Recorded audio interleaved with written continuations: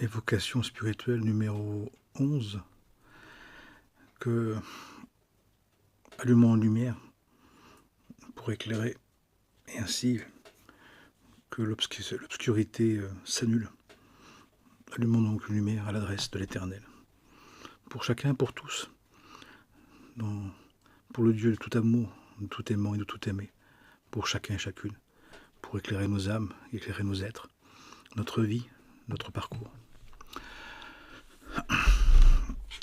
Il y a une évaluation de notre proximité au divin à partir d'un élément qui s'appelle l'acceptation. L'acceptation. La caractéristique d'un rapprochement avec Dieu, d'une proximité, d'un renforcement de l'alliance, et le fait d'accepter la vie, d'accepter sa vie, de plus en plus sans condition. Au départ, on veut faire comme on veut, il y a des conditions, ça doit être comme ça devrait être comme ça, il faut que ça soit comme ça, je veux que ça soit comme ça. Et c'est très juste, puisque d'abord il faut expérimenter, dans la parabole du fils prodigue, de prendre son héritage et justement de le dilapider, de prendre l'héritage du père, c'est intéressant. Le fils demande l'héritage à son père qui lui donne, il dit vas-y c'est ton héritage, fais-en ce que tu souhaites. Et le fils expérimente sa liberté, expérimente ses désirs, ses passions, et puis à un moment donné il se retrouve dans la situation où il s'aperçoit que quand il ne peut plus faire comme il veut, quand il ne peut plus faire comme il voudrait, comme il considère à sa manière, ça ne lui convient plus. Et il n'a plus d'argent, il n'a plus le pouvoir de l'argent, plus le pouvoir de l'autorité, plus le pouvoir de la pseudo-liberté qui serait soi-disant de faire ce qu'on veut comme on veut. Ce qui est tout à fait l'antinomie, l'opposé complémentaire au travail du disciple, au travail du serviteur, qui est un travail d'acceptation progressive, d'une adhésion libre à une volonté divine qui est notre véritable volonté, qui est celle que nous avons à rechoisir. Dans les cieux, nous sommes sous le joug divin, dans la volonté divine, mais en quelque sorte, elle se fait sans nous, pour nous. Et le divin dit, je te propose d'expérimenter librement le vouloir. Pour un jour comprendre que ton vouloir, il aura besoin d'accepter ma volonté, la volonté divine, pour que tu puisses, au fur et à mesure, comprendre, envisager, d'abord refuser, repousser, refuser, et ensuite comprendre, et ensuite vivre, et ensuite désirer, et ensuite ne vouloir que vivre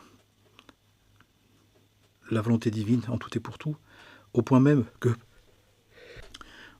que ensuite que tout t'apparaîtra, tu sauras intuitivement, tu sauras intérieurement que le divin conduit toute chose et nous conduit à notre pleine et entière réussite, à notre plein et entier accomplissement incroyable. Et c'est là où on est tous confrontés à nos difficultés d'accepter tout ça. Et l'idée, ça va être d'insister, et d'insister, et d'insister. Bien évidemment, ce chemin est un chemin de liberté, c'est-à-dire un chemin d'acceptation volontaire, d'un choix personnel, qu'on n'a pas imposé aux autres. C'est insupportable. C'est quelqu'un qui veut nous imposer une croyance ou imposer une version. C'est une rencontre d'une liberté. Si Dieu nous a donné une liberté pour le choisir, le rechoisir, nous avons à la conserver et d'apprendre par nous-mêmes, chacun, que la liberté, c'est de s'engager, de vivre, d'accepter la volonté divine pour nous accomplir. C'est pas simplement pour faire plaisir à Dieu. Il n'en a rien à faire. Il est complet, il est entier. Il se suffit à lui-même. Mais c'est pour nous. Et plus on va comprendre que pour notre intérêt, pour notre avantage, pour notre accomplissement, il s'agit d'adhérer au rythme divin, d'adhérer au cadre divin, d'adhérer aux règles divines. Ce n'est plus un esclavage, ce n'est pas un esclavage, ce n'est pas une soumission qui empêche la liberté, La soumission qui empêche la liberté, c'est un esclavage. Mais c'est peut-être un départ pour certains. Mais dans le temps, ça ne peut pas tenir. La force intérieure, la force de conviction, la force de réalisation, la force de croissance, d'éveil, de conscience, ne peut être qu'à partir d'une conscience libre, volontaire, qui s'impose à elle-même. On ne peut pas demander à quelqu'un de s'entraîner pendant 4 ans pour aller au JO s'il n'est pas d'accord. On ne peut pas l'obliger. On ne peut pas obliger quelqu'un tous les jours à travailler ses gammes, à travailler son piano, son violon, s'il n'est pas d'accord. Mais celui qui est d'accord, celui qui le choisit, celle qui le choisit, celle qui s'y consacre, celle qui dit « je ne peux pas faire autrement ». C'est ma vie, c'est ma raison de vivre, c'est ma raison d'être. Eh bien, trouve une force d'adhésion, d'acceptation, d'acquiescement, de désir de se conformer aux volontés divines. Et là est le sens du travail de la connaissance. C'est pas de se mettre une connaissance intellectuelle. Je vois des personnes qui en ont plein la tête. Ils sont capables de me parler des 10 versions, des 50 versions, de tous les textes, et puis il a dit ça, il a dit ça. Oui, d'accord, c'est très beau, c'est très intellectuel, c'est très mental. Voilà, généralement, ça provoque des jugements, des personnes des jugeantes, condamnantes, calomnieuses, parce qu'ils n'appliquent pas. Et donc le cœur n'est pas changé. L'être ne se modifie pas. Il n'y a pas une imprégnation, il n'y a pas un changement d'être. Et nous ne sommes pas venus pour simplement savoir. Savoir, c'est avoir, c'est pouvoir. Nous sommes venus connaître. Naître avec, naître de nouveau, naître d'en haut. Nous réaliser, nous accomplir. Et pour ça, il y a un travail d'acceptation volontaire, progressif. Parfois, la difficulté, c'est que l'ego, la personnalité de la personne, est en retard. On peut très bien, dans les temps actuels, étonnamment, mais c'est comme ça, avoir notre âme qui a une soif, une appétence, une attente, une envie de se conformer, de se placer dans les pas du Christ, les pas de Dieu, les pas de vivre dans l'esprit de Dieu, dans l'esprit divin, dans l'esprit de tout amour, dans l'esprit de vérité. Mais la personnalité rechigne. La personnalité est encore dans son drame personnel, est encore dans sa dramaturgie égocentrique, infantile, vaniteuse, prétentieuse, orgueilleuse, avec la recherche d'une puissance, ou l'insupportation d'avoir été impuissant, qui est toujours le travail sur la puissance, sur le pouvoir. C'est-à-dire que la personne n'a toujours pas terminé avec son héritage personnel, avec ses croyances, qu'elle est suffisante, qu'elle peut se passer de l'acceptation, qu'elle peut se passer de l'adhésion libre au divin. Le résultat, c'est que, à un moment donné, des événements vont la dépasser, des événements vont l'inconforter, des événements vont l'inquiéter, vont la bouleverser, vont l'énerver. Parce que sa tête ne comprend pas. Et qu'elle a voulu mettre l'âme intellectuelle, elle veut mettre le monde, la vie dans sa tête, dans ses cases, dans ses concepts. Bien sûr, sur le papier, en théorie, à la maison, au chaud, tout se passe très bien. Mais dès qu'on sort, dès qu'il y a le vent, le froid, l'air, l'autre, la présence de l'autre, l'odeur de l'autre, l'idée de l'autre, panique à bord. Il n'y a plus personne. Je ne sais pas communiquer, je ne sais pas dialoguer, je ne sais pas rencontrer, je ne sais pas vivre avec l'autre. Mais alors à quoi bon? Aime ton prochain comme toi-même. C'est à l'amour qu'on verra entre vous. C'est à l'amour qu'on verra entre nous. C'est à l'amour qu'on a. D'où l'importance de la bienveillance. D'où l'importance de se soutenir, d'où l'importance de se bénir, d'où l'importance d'être dans son exigence avec soi-même comme un cadeau qu'on fait aux autres, comme une proposition qu'on fait aux autres. On ne peut pas adhérer à la vérité si quelqu'un nous y oblige, si quelqu'un nous injonque, si quelqu'un nous en veut, si quelqu'un nous dévalorise, c'est impossible. On ne peut qu'adhérer à la vérité que par quelqu'un qui nous donne envie. Ça ne veut pas dire qu'on est les mêmes, mais il nous donne envie parce qu'on peut justement être soi-même à sa manière. Et être soi-même à sa manière, dans le degré d'acceptation, dans le travail d'acceptation, c'est quelque chose d'absolument génial. C'est le divin, nous permet d'être nous-mêmes en vivant de sa volonté. On peut même renverser la proposition. C'est parce que je vis des principes du divin que je peux devenir authentique, sincère, entier, complet, plein. Ça, c'est incroyable. Ça, c'est extraordinaire. Ça donne une appétence, une envie de vivre, une envie d'être, une envie d'expérimenter, qui fait que plus on se rapproche du divin, plus on se rapproche du divin pour être soi-même, plus on est dans l'acceptation de ce qui est, dans l'acceptation de qui on est, parce qu'on se connaît. Et on se connaît parce qu'on a à se connaître, jusqu'à s'apprécier, jusqu'à s'assumer, jusqu'à s'affirmer, jusqu'à l'annoncer. Voilà ma constitution physique, voilà mon tempérament, ma manière de réagir, voilà mon caractère, voilà mes points forts, mes points faibles, voilà mes bons penchants, mes mauvais penchants. Mais dans tous les cas, je veux servir avec qui je suis, le divin. Et on comprend alors que l'acceptation d'être ce que Dieu a créé, comment Dieu nous a créés, c'est justement pour le servir. Dieu nous a créés comme nous sommes pour le servir. En étant qui on est vraiment, c'est la meilleure manière de servir le divin. Ça veut dire aussi que on se présente devant Dieu comme on est, avec ses forces et ses faiblesses, avec ses ambiguïtés, avec ses lâchetés et son courage, avec sa vérité, avec la vérité qu'on assume, puis ses racontages. Mais on ne lui raconte pas de bobards, on ne se la joue pas devant lui. Non, Seigneur, tu vois, je suis encore en train de me la raconter. Mais je veux te servir. Tu as vu, je ne suis pas terrible, je suis ambigu. Là, tu vois, je veux m'arranger avec la vérité. Tu le sais, mais je te le dis. Je te le dis parce que je le suis, que je sais que j'aimerais ne pas l'être. Mais comme je le suis, il y a une raison. Et je veux te servir aussi avec ça, avec toute la vérité que je suis, avec tout l'être que je suis. Pas simplement comme je veux être. Et combien de personnes me disent, oui, c'est quand je serai impeccable, quand je serai parfait, que je me présenterai devant Dieu. Mais les enseignants disent que le jour où quelqu'un il pense être parfait, la première chose qu'il fait, c'est surtout pas se présenter devant Dieu.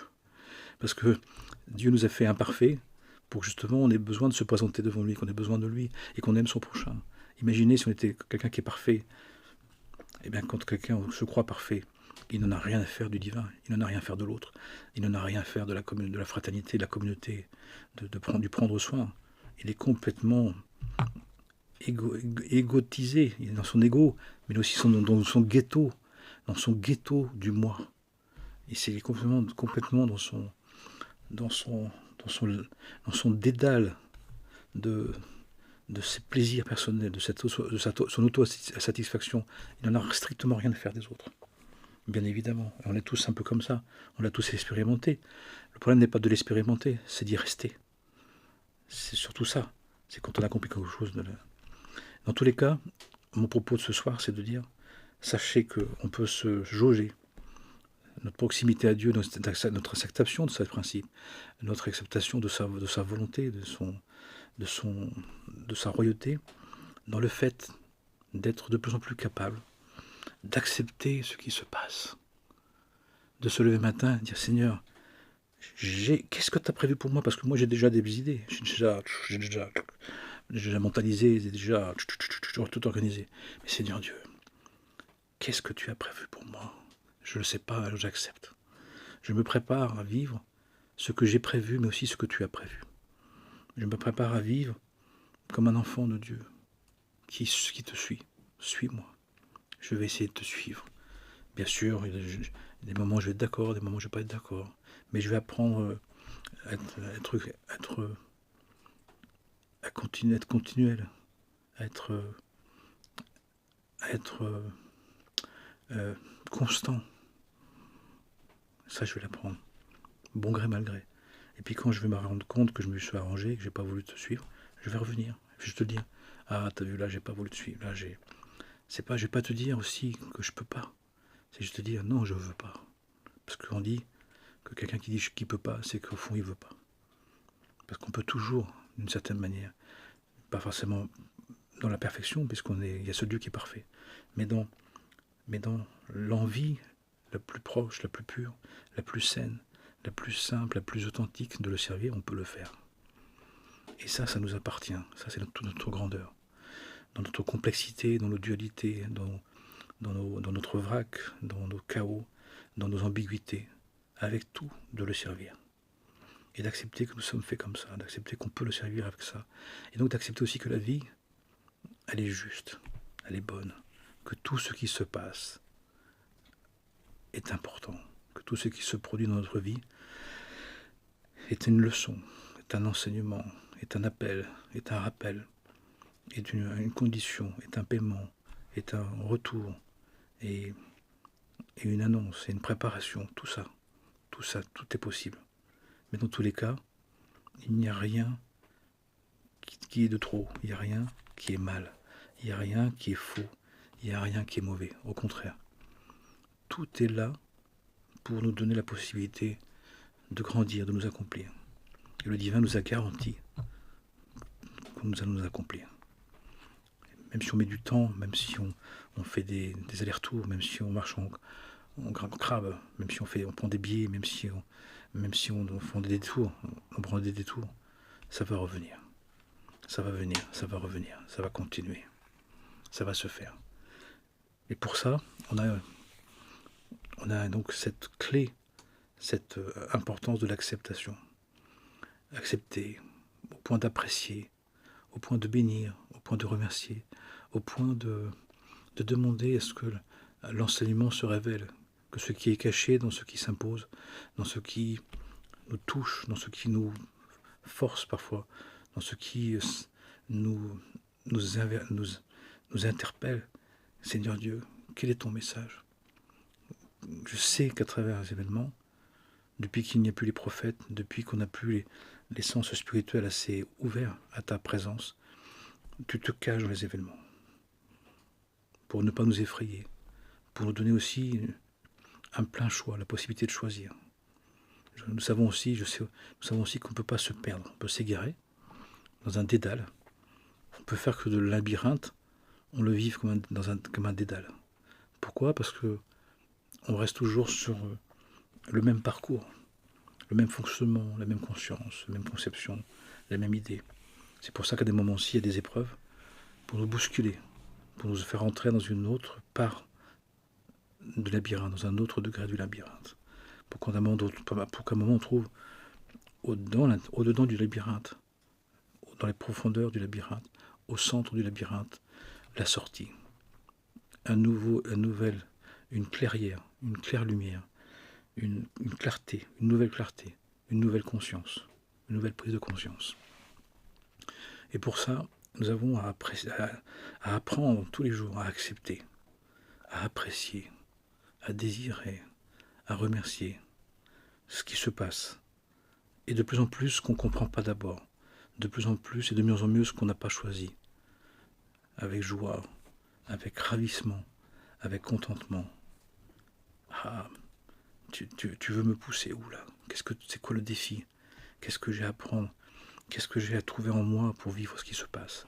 Accepter, c'est accepter d'abord de vivre. D'accepter de vivre ce qui se passe. D'accepter de vivre ce que nous avons à vivre. D'accepter de vivre ce que l'on doit vivre. Pour arriver au fur et à mesure à se grandir, s'accomplir. Donc tout ça pour dire que le travail d'acceptation n'est pas obligatoirement dans une espèce d'attitude de soumission, d'une flagellation, d'une contraction malheureuse, c'est terrible. Non, parce que le divin, ça serait laisser entendre que le divin, il nous malmène, il nous maltraite, il nous abuse. C'est insupportable d'entendre ça, c'est une profanation de son saint nom, c'est un dénigrement de sa bonté, de sa miséricorde. Le divin est de toute bonté. C'est nous qui vivons les événements comme la douleur de la vérité comme une souffrance. Nous vivons des événements qu'on n'a pas choisis comme inacceptables, intolérables, comme humiliants. Mais jamais Dieu nous a pas réserve. Le divin veut nous humilier, jamais le divin veut nous rabaisser, jamais le divin veut nous mettre à mal, jamais. Donc nous pouvons, en le sachant, participer à un élan de conscience, à un mouvement de prise de conscience, de révélation en nous, en disant, mais je ne vais pas simplement faire avec les événements. J'entends des personnes dire, bon, bah, je vais faire avec, il faut bien faire avec. Oui, c'est un mauvais sort, bon, ça va passer. Allez, mais c'est comme de laisser entendre que ça ne sert à rien, que c'était en trop, que ça ne veut rien dire, que c'est pas normal. Mais c'est pas possible ça. Le divin, il est là pour nous aider à réussir, parce que nous sommes venus pour ça. Le divin nous a garanti de tout faire pour qu'on puisse réussir, pour s'accomplir, pour se diviniser. Et donc tout ce qui se produit dans notre vie a ce but, a cette action, ce projet, de faire en sorte que on réussisse au fur et à mesure à devenir de plus en plus l'être divin que nous sommes potentiellement. Donc il n'y a rien de mal dans tout ça, absolument rien de mal. Mais encore une fois, nous sommes dans des temps où notre âme peut avoir une impétence, un désir de Dieu incommensurable, une envie de réalisation, une envie d'accomplissement, d'évolution spirituelle, et au même moment avoir une personnalité has-been, ailleurs, complètement à l'ouest, complètement barrée dans le monde, complètement ignorante, complètement dingo, complètement inversée, complètement mélangée, c'est-à-dire complètement à côté de la plaque de sa grandeur, complètement ignorante des enseignements, complètement idolâtre du monde et d'elle-même, qui fait que finalement, le travail spirituel que son âme est venue faire est vécu dans une incompréhension, dans une insupportation, dans un refus malheureux, malheureusement, alors qu'elle est en train de faire le travail et que le travail se fera. Le divin le dit. Le travail que l'âme divine est prévue de faire, que Dieu a accordé, que Dieu a demandé, va se faire. Bon gré, mal gré. Accord, pas d'accord. Conscient, pas conscient. Volontaire, pas volontaire. Ça signifie que on peut accompagner ce mouvement-là. On peut l'amplifier, on peut le bonifier, on peut le faciliter. Comment ? Dans l'acceptation. Dans une acceptation qui, de moins en moins, a des conditions, qui de plus en plus devient non conditionnelle et jusqu'à être inconditionnelle. C'est notre possibilité, c'est notre choix. C'est à chacun d'y aller. L'idée, c'est en le faisant consciemment, en le faisant volontairement, en le désirant, en le souhaitant, c'est plus facile. C'est plus simple. C'est moins coûteux. C'est moins tensionnel. C'est moins tensionnel. Parce qu'on est d'accord. Parce qu'on est partant. Parce qu'on perd moins de temps avec notre désaccord. On perd moins de temps avec nos complications mentales. On accepte. C'est la volonté divine. Même si je la comprends pas, même si je la voulais pas, mais le divin n'est que toute bonté, c'est toujours pour un bien. Même si ça me demande de faire un effort, même si ça me contrarie, même si ça me demande ça me pousse à un changement. Mais pour autant, c'est une bénédiction, c'est une grâce. C'était préparé, c'était organisé, c'était prévu, c'était même prévisible. Et maintenant, ça se fait. Et j'ai pas envie de perdre du temps à m'agacer, à repousser, refuser, à jouer la victime, à jouer le malheureux, à jouer celui qui est contraire, au contraire. Non, je vais apprendre à accepter. Parce que parce qu'on a envie en acceptant, de goûter à ce qui se passe, de vivre consciemment ce qui se passe, de vivre bien ce qui se passe. Et ça, c'est notre choix. Ça, c'est notre possibilité. Et ça dépend que de nous, à vrai dire. Et donc je souhaite à chacun et chacune d'être dans une acceptation volontaire, dans une adhésion libre, consciente, à la volonté divine comme étant notre véritable volonté, la plus pure, la plus juste, la plus majestueuse, qui, encore une fois, je le rappelle, nous aime complètement comme on est, nous aime totalement comme on est. Nous avons du mal, on sélectionne. On aime bien notre nez, on n'aime pas notre bouche, on aime bien notre coude, on n'aime pas notre bras. On aime bien ça de nous. Non, le divin dit tout compte. Nous avons été créés parfaitement imparfaits. Pour justement nous apprendre de celui qui est parfait plus que parfait, la possibilité de nous perfectionner. Et ça, c'est extraordinaire. Donc, sachons-le, et tout compte. Il n'y a rien à enlever, il n'y a rien à rajouter. Il y a tout à placer sous le regard de Dieu. Béni soit-il. De l'infini, béni soit-elle, de l'éternel, béni soit-il. Amen et Amana, la paix, shalom, salam.